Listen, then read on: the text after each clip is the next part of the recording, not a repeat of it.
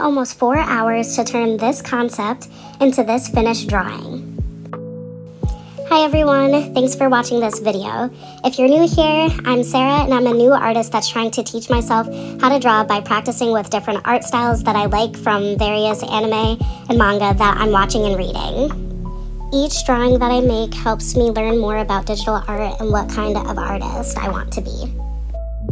Now that I've gotten introductions out of the way, let's get into the video. I loved playing Pokemon games growing up, and so now whenever I need to relax and de-stress, I always find myself playing one of the games. I was inspired to do this drawing because I've been playing a lot of Pokemon Scarlet recently. And so because of that, and the fact that our phones are always listening to us, I ended up seeing a picture of Mudkip on Twitter in a little pool, and I thought that it was really cute, and so I wanted to do a drawing that was similar to that. So with that as inspiration, I tried to figure out if I just wanted to do the different stages of evolution for Mudkip or if I wanted to include other Pokemon. And I decided that maybe I wanted to include a couple of my other favorite water Pokemon for this, so then it could be like a little pool party.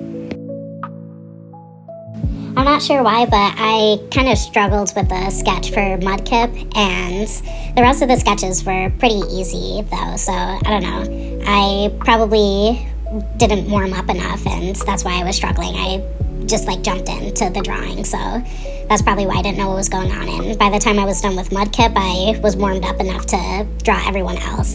But yeah, it was a little touch and go there for a while.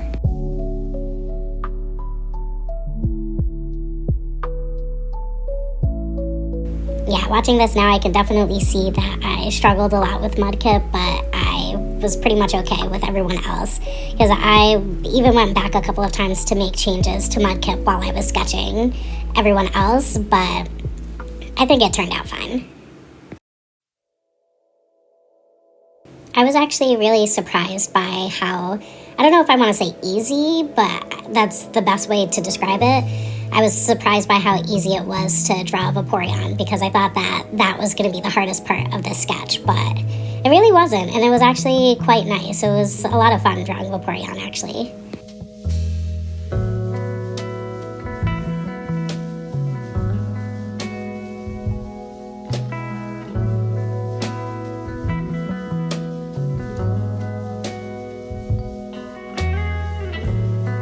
Okay, so now that the sketch is all done, I can finally move on to my favorite part when it comes to art, which is coloring. I think the hardest part for the coloring for me was picking out which colors I actually wanted for each of the Pokemon. I wanted the colors to be as close to the shows as possible, but also, you know, I have different variations of colors that I liked more, so I was just trying to figure out what was gonna fit best with the colors that I chose, and I think everything turned out okay by the end of it.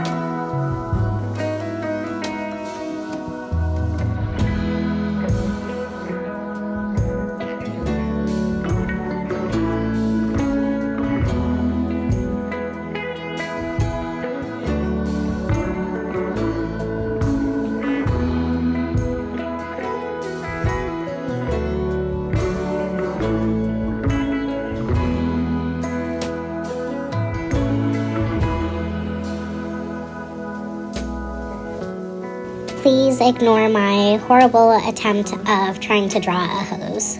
As soon as I went to draw this part, it was like I forgot what hoses even looked like, and I was too lazy to look one up, so I just did something random.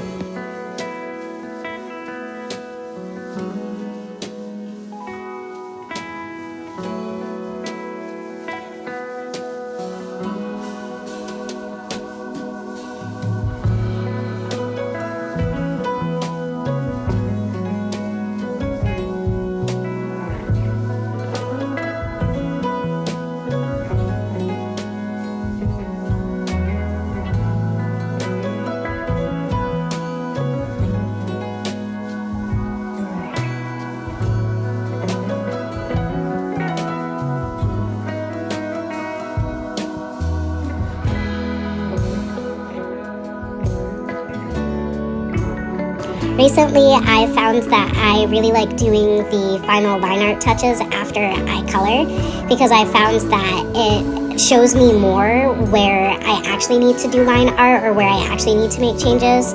Because when I was just doing the sketch and then line art, there were a lot of times that I was spending too much time just redoing everything in the sketch, and I just wasn't happy with how things were coming out. So I think after I color and I see how things look, that's typically when I really start to like the piece that I'm working on. So then I actually see if I made mistakes in the line art and what I need to fix.